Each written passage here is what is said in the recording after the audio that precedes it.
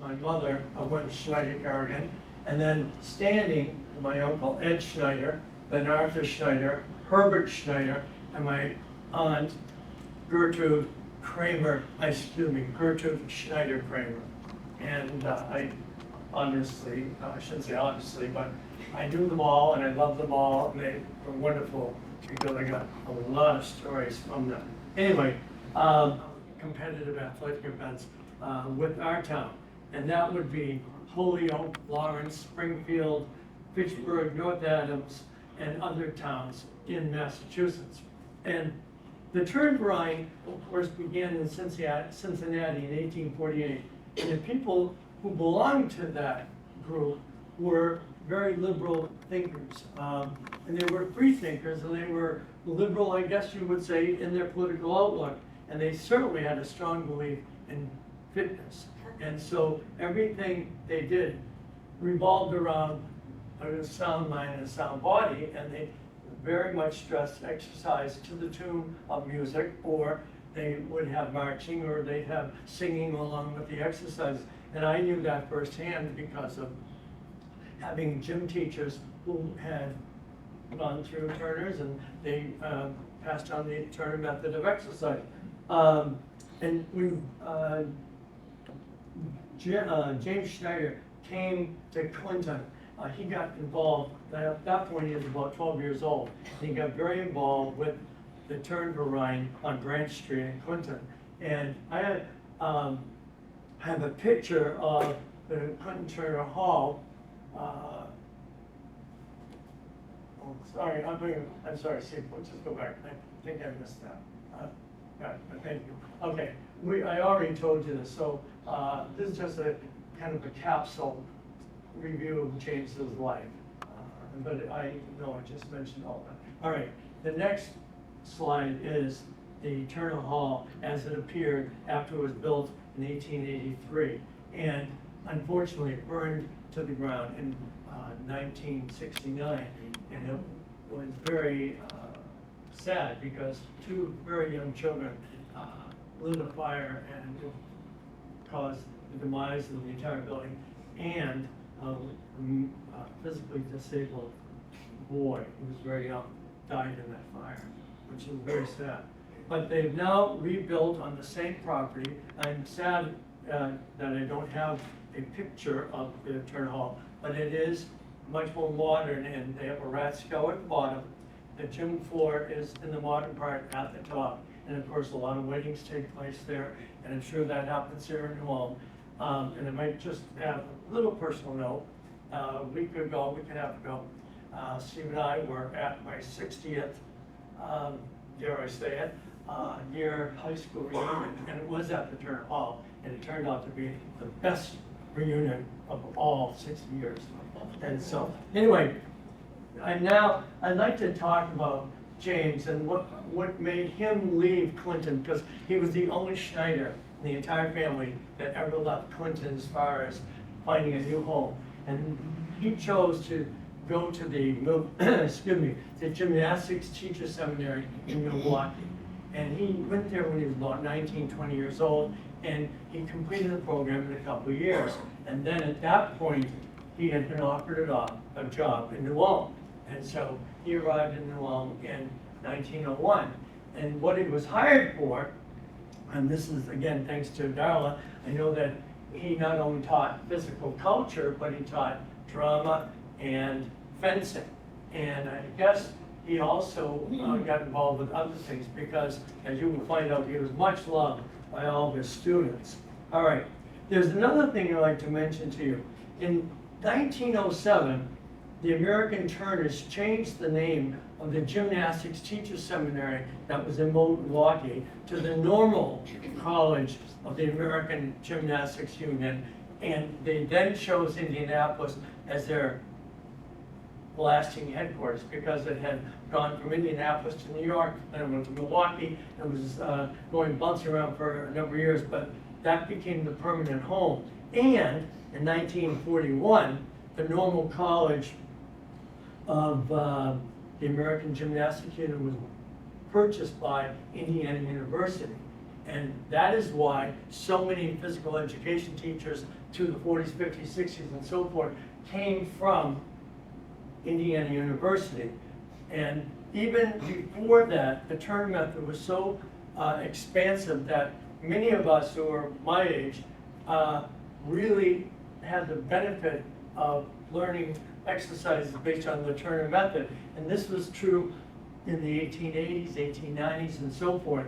And interestingly enough, I was telling some people earlier, my very first gym teacher, and in those days, by the way, the gym teacher came to the public schools, and we didn't have a gym, and we didn't go to the Turner Hall. We went out on the basketball court or some pavement, and that's where you did your marching and exercising and so forth.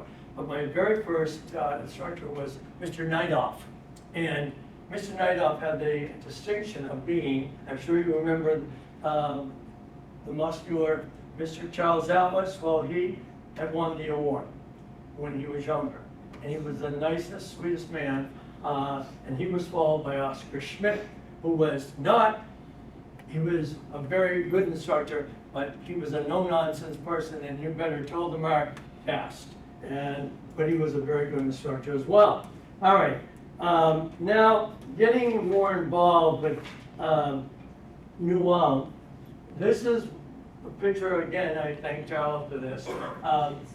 This is New Ulm circa 1900. And it's interesting to me that James chose to accept a job here because, for him, this would have been a small town because at that time it was about 5,000 people. Well, I checked this, actually, I double checked it today.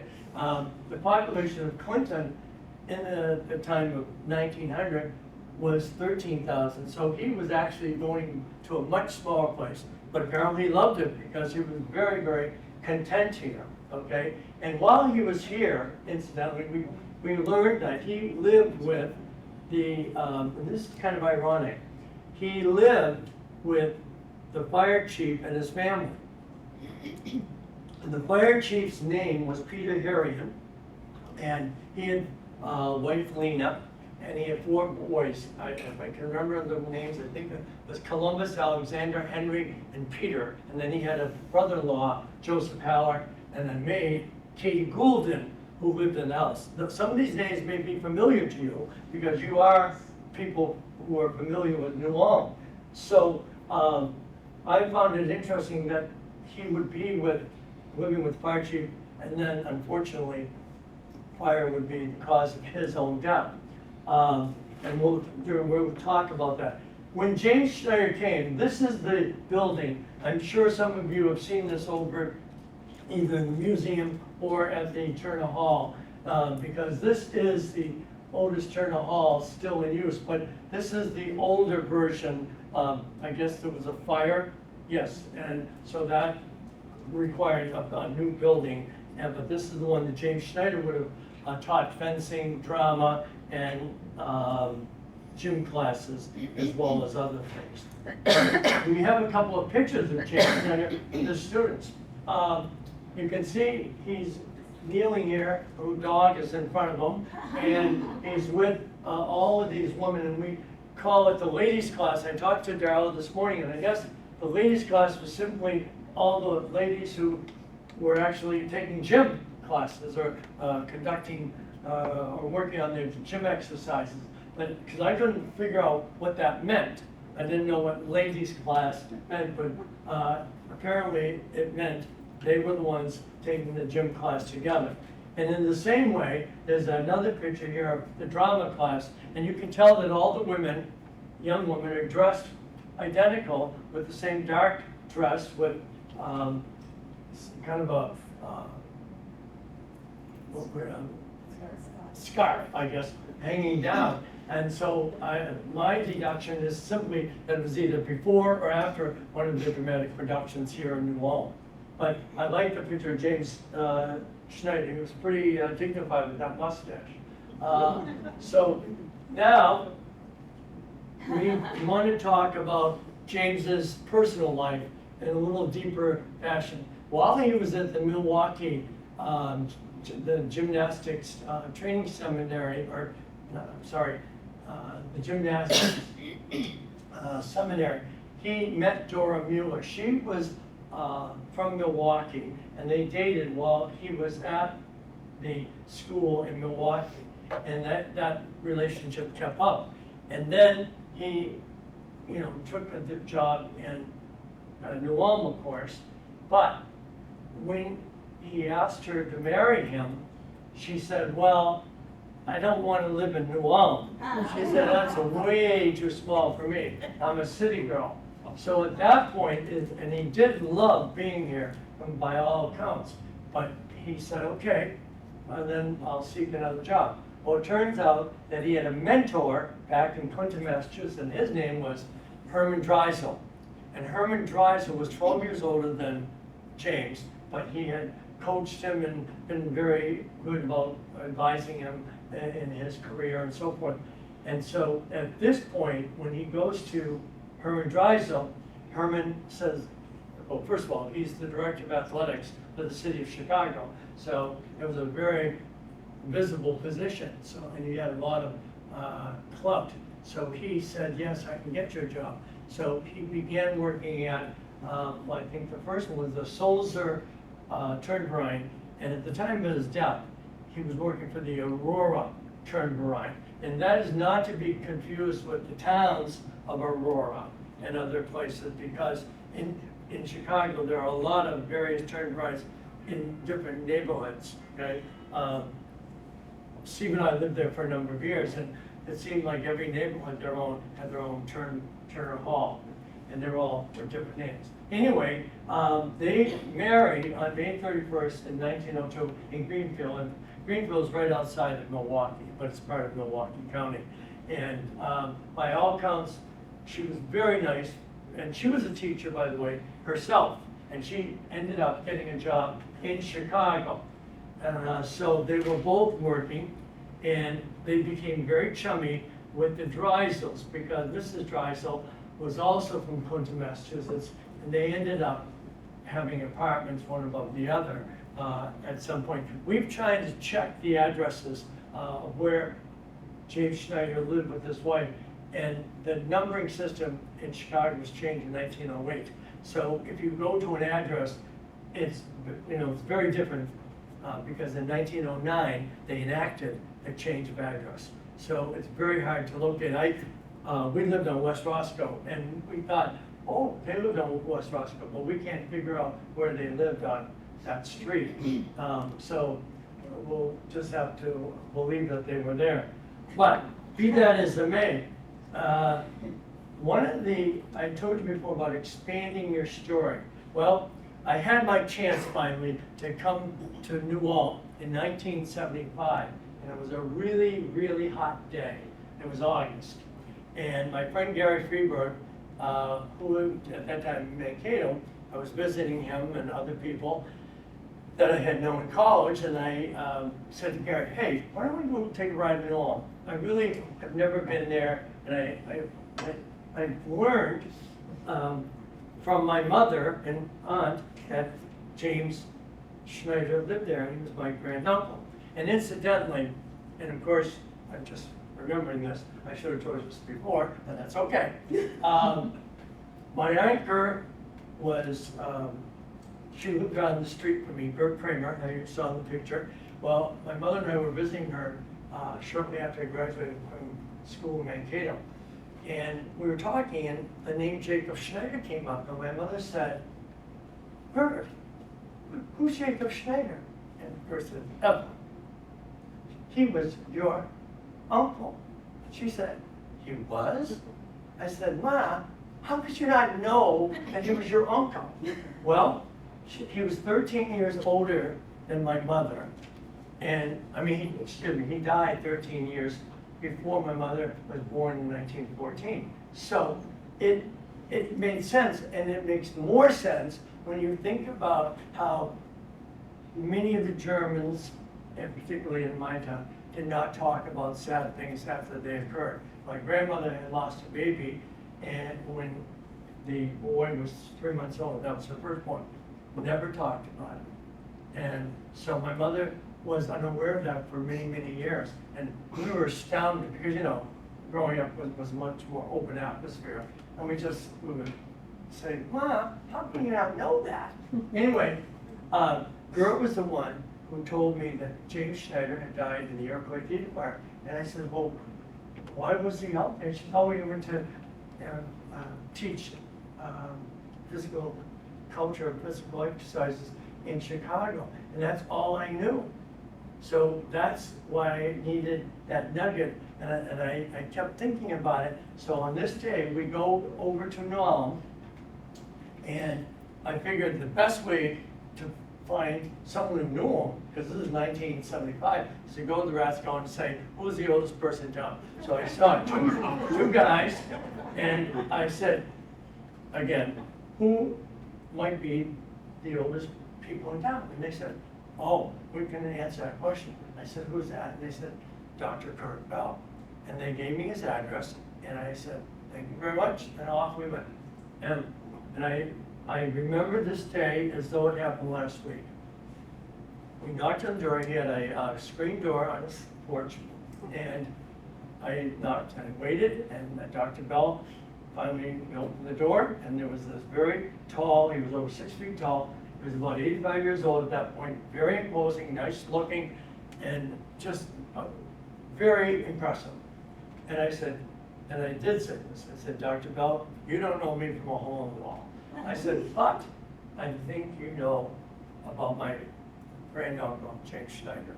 And he said, he just stared at me first, about 3 or 4 seconds, and then he said, young man, I haven't heard that name in over 60 years. Come into my house. So we went into the living room, and he said, in this very room, he said, my father received a telegram, and he mentioned, and I think Darla gave me this information, it was like the Petrie boy. Okay, isn't the name Jacob Petrie? Am I saying it right? Yes, I think it was. And I have a picture of him in my files. Anyway, he delivered the telegram, and he opened it up, and Dr. Bell was 9 years old at that point. And he said, my father just burst out crying, and he wept so openly. And he said, it was so astonishing. He said, because I had never seen a man cry. And he said he was just bereft, because they had been very close. And Dr. Bell himself had been a student of James Schneider's, and he said he was just a wonderful human being. And so I thought, wow, this is really great. And then, we talked some more, and I stayed in touch, and Darla thankfully interviewed him on these questions that I had sent to Darla. And one of the things he puts on the tape, he said, I have a question for him. How did an Irish Catholic boy get involved with a guy called Jacob Schneider?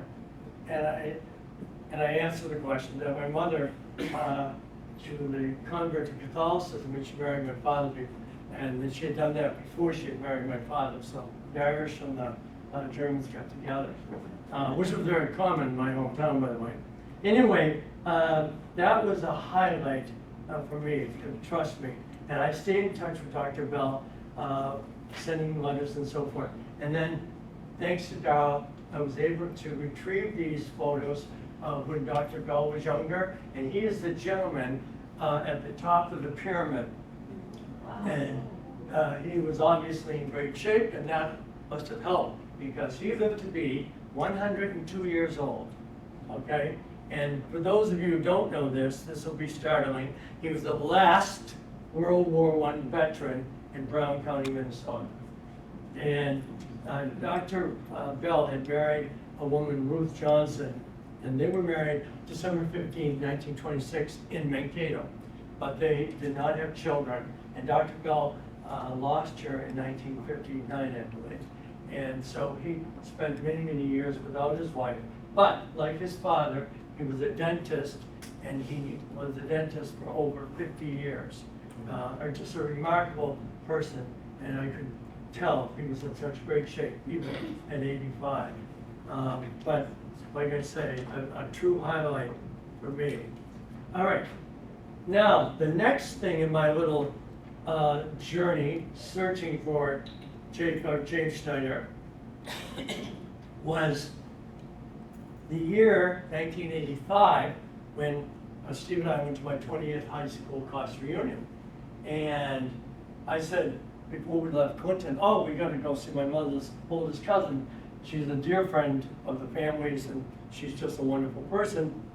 And so here's Hattie that day. She's 94 years old, living in the Clinton Nursing Home, which is a Victorian home. It's lovely, and overlooks the Central Park in Clinton, which is really beautiful. Another thing we can really be proud of. But Hattie, her mind was as sharp as a tack. And so while we were there, she said, how is your search going for Uncle James?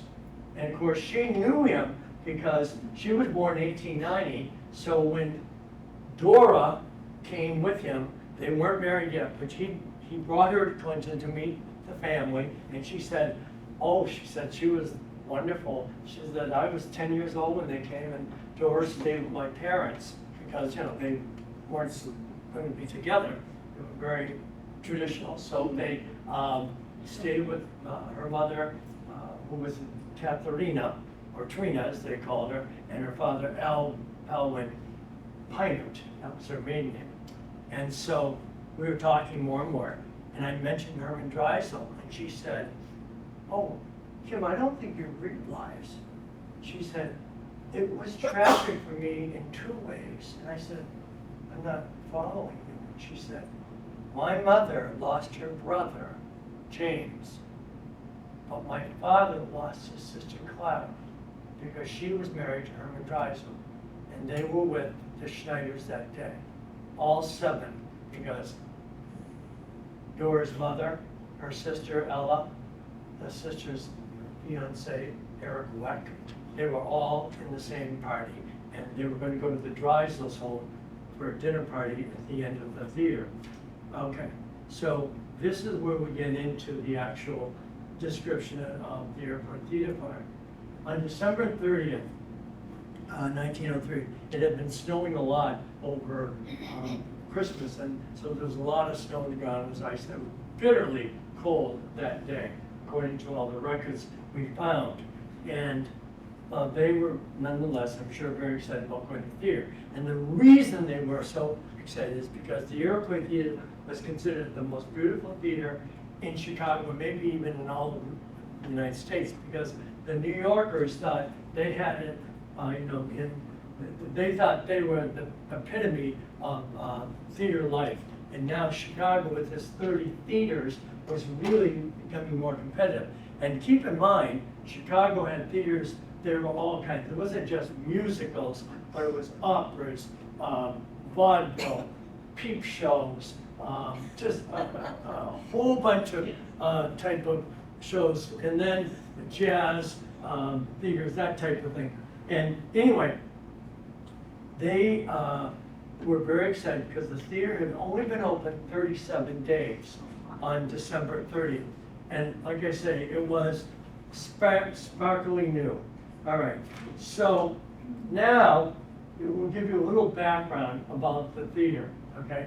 If you've ever been to Chicago and you know where the old Marshall Fields building was, and it still is there, but if you ever shopped in Marshall Field, you would know that you would go out the door and go right, and you would just be seconds that you would end up on Randolph Street, and you turn left, and right there was 24 to 28 West Randolph Street. And it was a very impressive Baroque type of architecture that was the entrance for the Iroquois Theater. Okay. Now the Iroquois Theater had a seating capacity of 1,719 people. But as you will find out, it was way oversold that day, over 200 people beyond the 1,719. They would get what they called standing room tickets, okay? And we'll talk about that in just a second, but I want to set the stage for you that this building was built, by the way, by Benjamin Marshall. He's 29 years old, kind of like a whiz kid. He had designed all sorts of theaters, but this was really going to be his crowning glory because he said he had studied theater catastrophes all through the history of the United States and probably Europe too. But he said, I've covered everything, and so this is going to be absolutely fireproof. And it was when it came to the building. Keep that in mind, just the building, okay? And then Claw and Erlanger, that's Mark Claw and Abraham Erlanger, they ran what they call the theatrical syndicate, and they ran everything out of New York City. And so this particular musical was called Mr. Bluebeard, that the Schneiders and the Dreisens were going to see. And it got some good reviews, some bad reviews, but like I said earlier, most people were really interested in seeing the theater because they could get all dolled up and wear the finest jewelry. And as you will see, people were able to show off, how good they looked and so forth. But before we have a picture of the theater inside, let me show you the outside. It's very hard to see this, but it's the best we could do from the Historical Society. And while we were living in Chicago, I spent a lot of time in the Chicago Historical Society. And this is one of the pictures I was able to get from the Chicago. Now they call themselves the Chicago History Museum. Then it was the Historical Society. If you can look closely at the top, there are two images of tragedy and comedy. And people found that ironic because about 30, 40 years before that had been a very tragic fire at a theater, and they had had the same embellishment on their building in France, okay? So it was kind of weird, eerie that should be there and then know that this happened. At any rate, this had lots of glass and mahogany. It was very imposing when you walked up.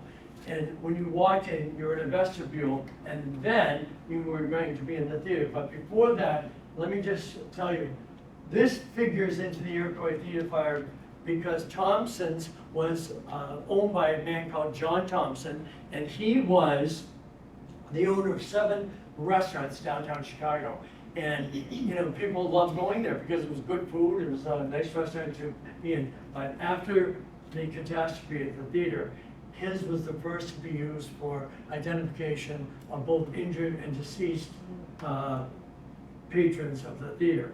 Okay, now we'll show you the theater, okay? This was pretty spectacular. First of all, when you walked into the, you're now out of the vestibule, this is what you see. You're looking at the orchestra, and then you see the gallery, then you see the balcony, the balcony and then the gallery. But first of all, this is all white marble, okay? And then they had these beautiful golden tiles, and then they had these mosaic tiles on the floor, and all of this was copied after a French Renaissance style. And you'll notice, I take it that doesn't work very well. Okay, sorry about that. The stairwells. In the middle is the orchestra, okay? Down in the bottom. That would have been fine. But the people who wanted to go to the balcony and then to the gallery, I was saying it backwards. All right. I always get those two confused. But anyway, it went up this stairwell or this stairwell. And then if you were up at the balcony, that was fine, because you could go into those doors. But if you're going to the gallery, you had to go up to another 3rd level, and those people went there, and then they went up to the left or right, depending on where their seats were in that particular area. This is actually a violation of the Chicago fire laws. How they bypassed them is beyond me, because up until that point, all the laws in Chicago said, if you have a 2nd, 3rd, 4th level, that level has to be have a direct connection with the ground. The stairwell has to go right down. It can't be sharing it with another group. And of course, that's exactly what was happening. This is not a bad time to tell you, there were a lot of payoffs and bribes taken to build this place. And consequently, there were many problems with the theater, all right? But it was very impressive because it was 70 feet deep, it was 55 feet high, and it was 60 feet wide, that vestibule. And so if you were in the orchestra or even on the gallery, the balcony, you could promenade, and they had beautiful settees, and women, you know, their finery and their jewelry would walk, and they wanted to be seen. I mean, that was part of the reason they wanted to go to the theater, show off all of their wealth and their beautiful clothing. Okay. The theater was absolutely beautiful, and everyone oohed and ahed when they went in there. However, things went amiss after 2:50. Well, actually, the theater of Mr. Bluebeard started at 2 o'clock in the afternoon. That was when the matinee began. Okay, and as I mentioned, they got mediocre reviews. And for example, the Chicago Tribune said, "The music is hopelessly common." Okay? The Indianapolis News noted, "The piece has no consistency as a story." Keep in mind, this is a musical, a lot of music and a lot of silliness. Eddie Foy was the big star. He was originally from Chicago. He was a comedian, and he lived to be, till about 1928. And Eddie Foy figures very prominently when the catastrophe happens. I'll tell you about that in a little bit. But at any rate, everyone was very excited that this musical was being played because they, again, I think they were more interested in being there than whatever the theater.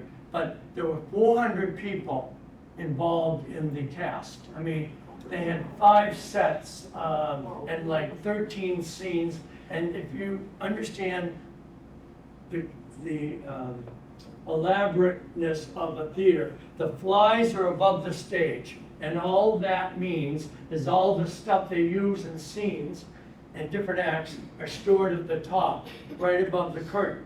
Well, that became a problem, as you will see, because here they are 3:15, excuse me.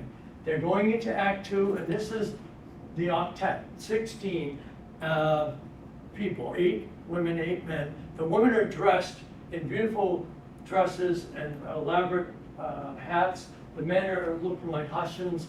They have red uniforms with gold braiding and so forth.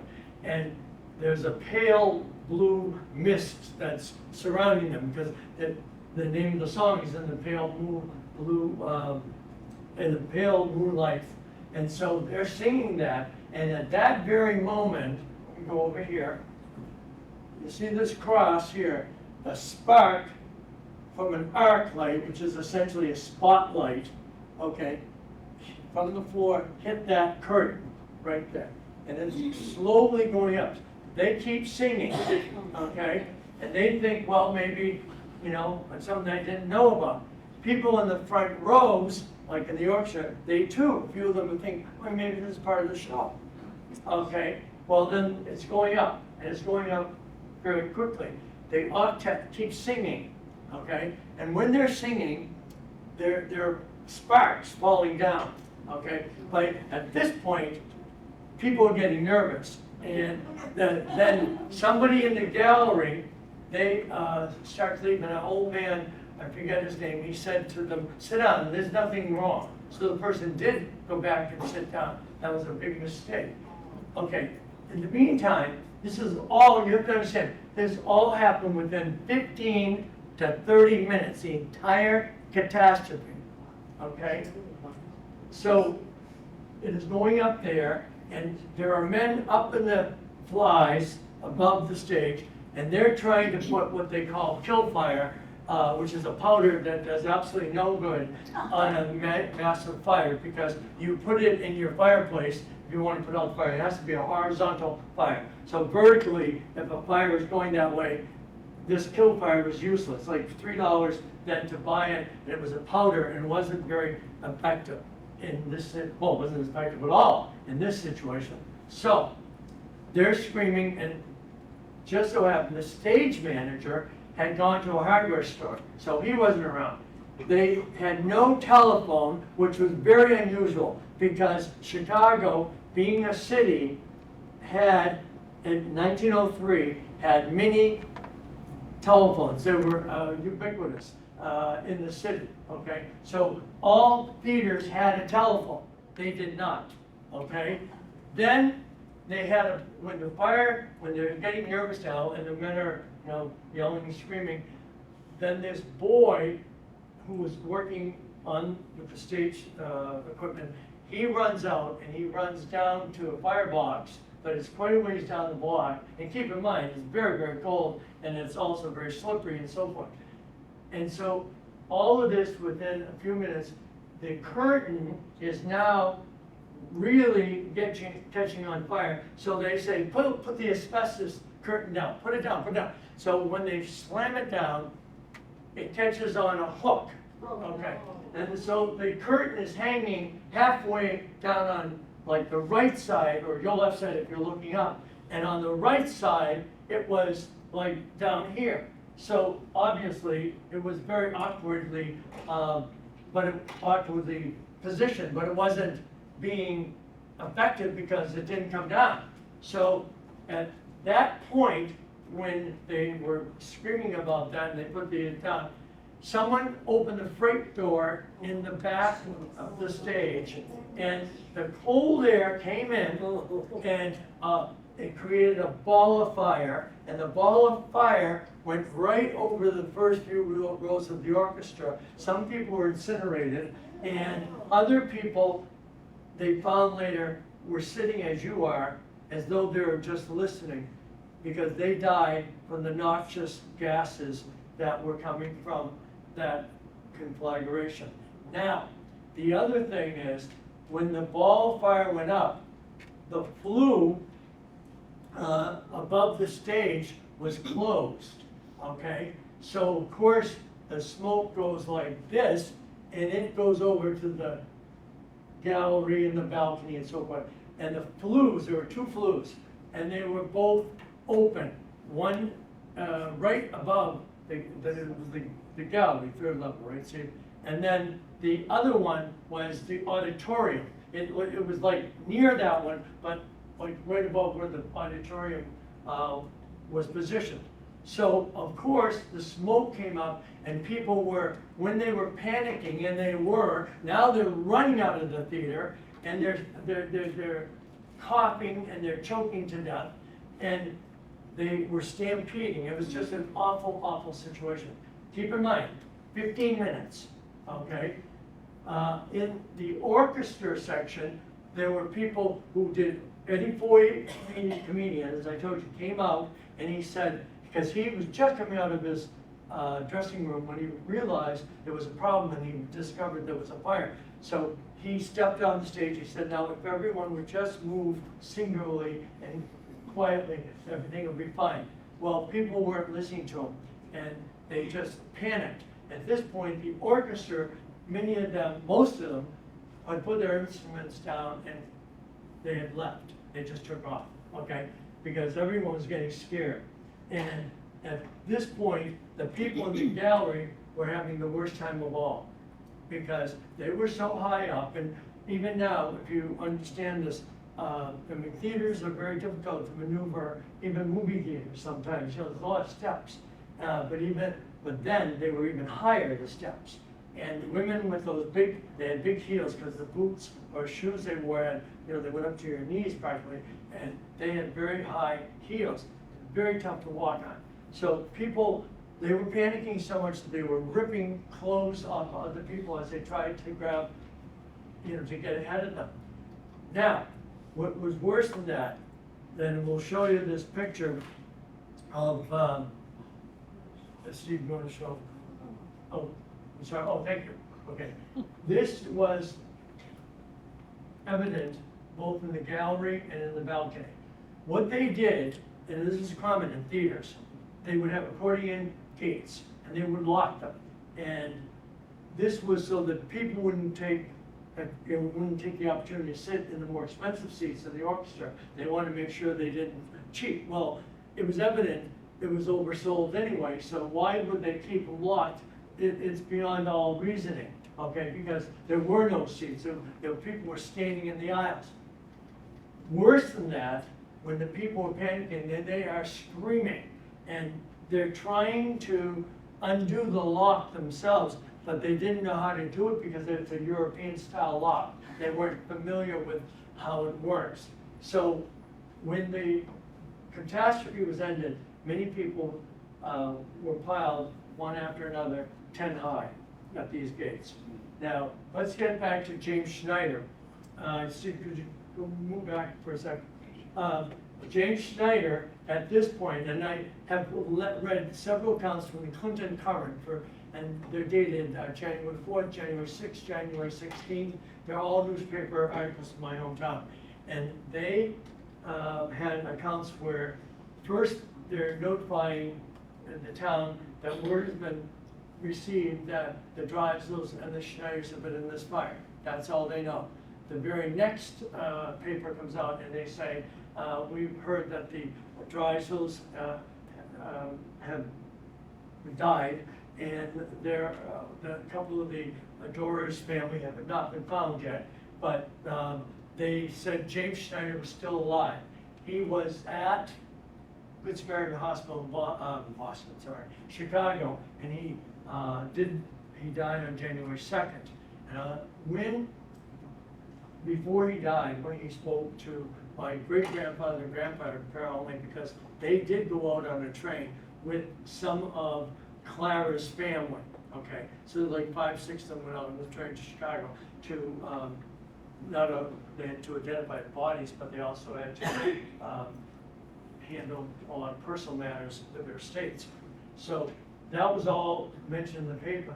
But James was quoted as saying that he saw Dora stampeded and he knew she was dead.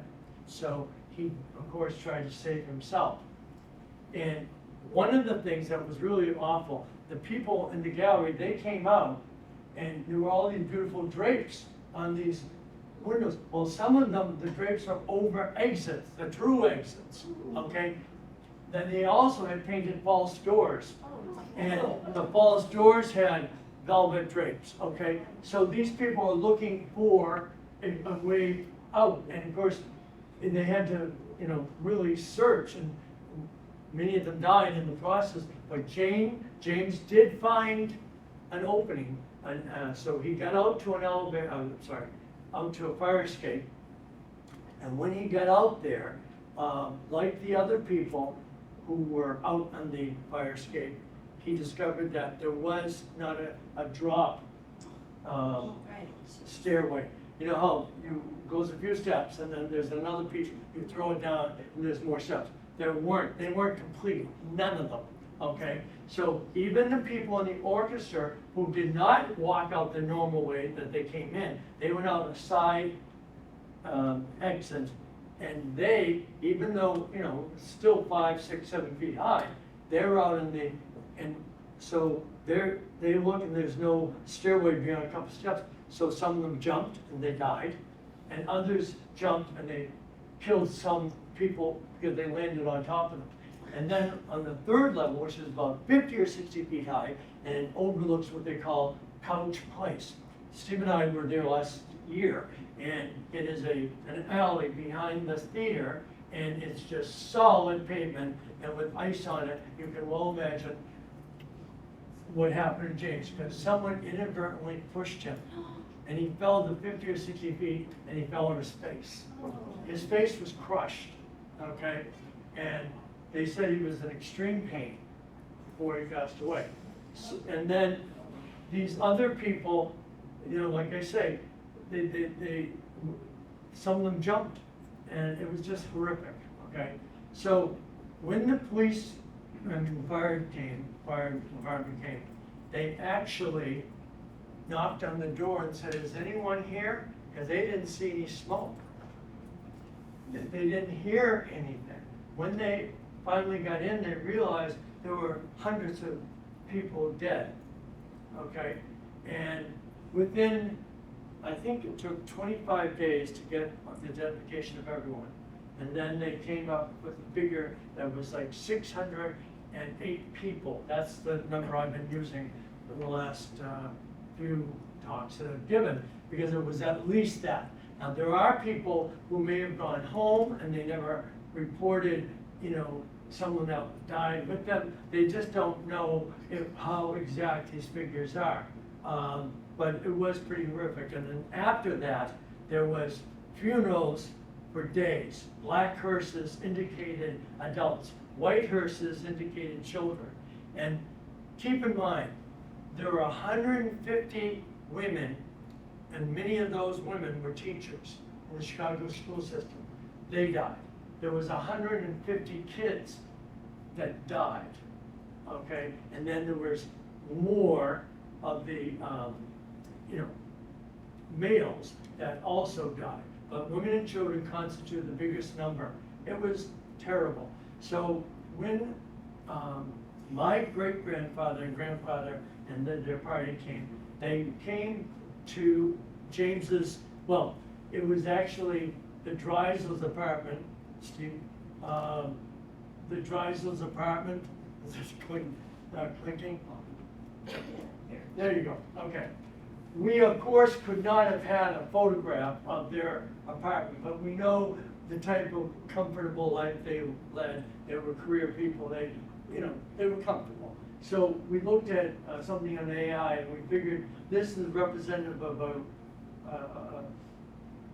family that would gather together and have dinner. And it's nicely set with china, and that's what awaited my grandfather and great-grandfather and their associates when they got to Chicago, when they walked into the Dreisel's. So it's very poignant when you think that they never got to enjoy this celebration.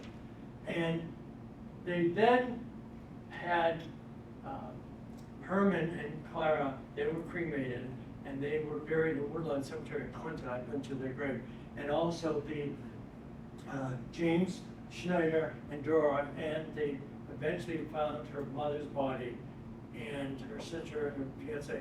They're all buried in one plot in what they call Barstone Cemetery in Milwaukee. And then the aftermath of this is really what is stunning when you think about catastrophes.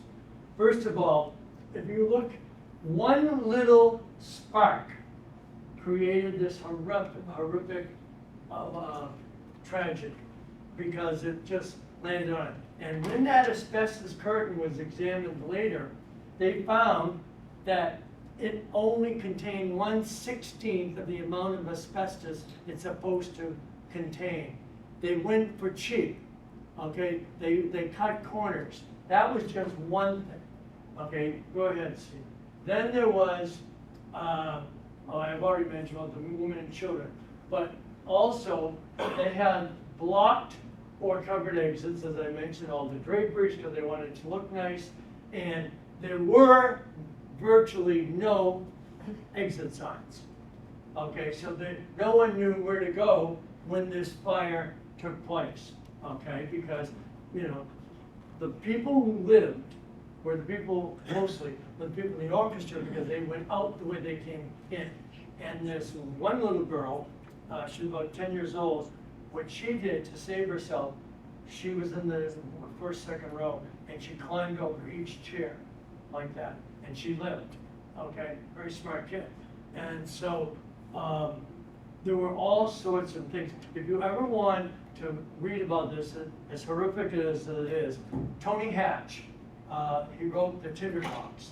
It's a wonderful book. It is, his name is Tony Wolf. He goes by Anthony P. Hatch, H-A-T-C-H.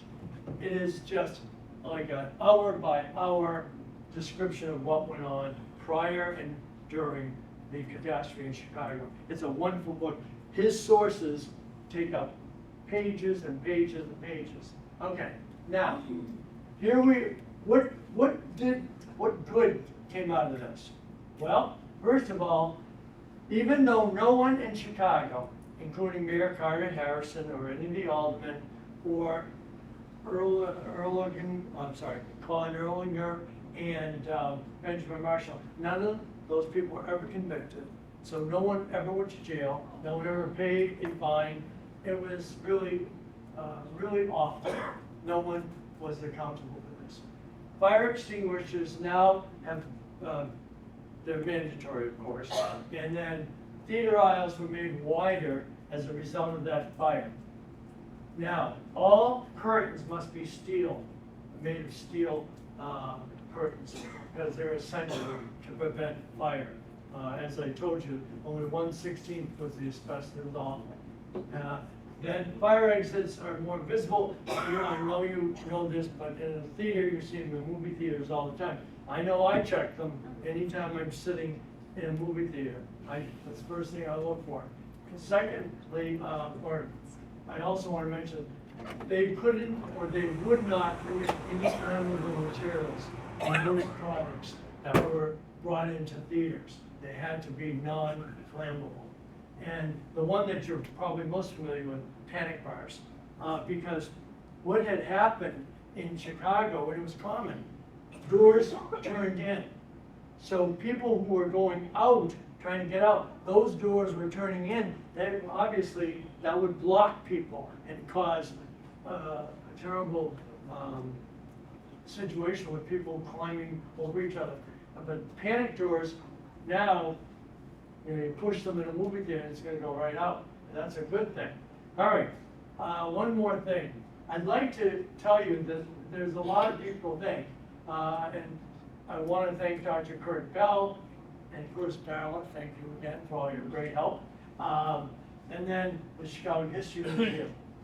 All of these sources were wonderful. And of course, I have my eternal thanks to my mother, Mrs. James Kerrigan, and my aunt, Mrs. Herbert Kramer, because without them, I would never have gotten on this journey. And I'm telling you, I learned something every time I delve into the material. I find something else about this. And people say, well, how do we prevent this? Like, especially in Boston, I'm sure you're familiar with the Coconut Grove fire in 1942. They say, how could that have happened? Because it was only 39 years later. Well, because Prohibition had just ended a few years earlier, the fire guidelines did not apply to nightclubs or bars. It was going to be applied later. It was on, the rules were being implemented, but the date of the implementation had not taken place. And so they were free to do what they want. And look at what happened. And they had 500 and some people died in the fire. And I do have a list for all of you. This is from Casey Grant, the National Fire Protection Association. He and I communicated about this fire, and he was most helpful, and he sent me an up-to-date list of the worst fires in the United States. And keep in mind, the Iroquois Theater fire was the worst theater fire in the history of the United States. It was the second worst building fire in the United States. And the number one is the World Trade Center on 9/11. That's number one. Number two is the Iroquois Theater fire. Then we get into things like the Coconut Grove fire, the Hartford Carnival, the circus, in Hartford, Connecticut. Just on and on. But hopefully this will bring you to a point where you say, I'm going to be much more careful with materials, especially if I'm part of a theater group. Anyway, thank you again for all coming in. I'll take questions. Anybody have any questions? I'll be glad to answer anything I can. Anybody? Okay, thank you again for coming.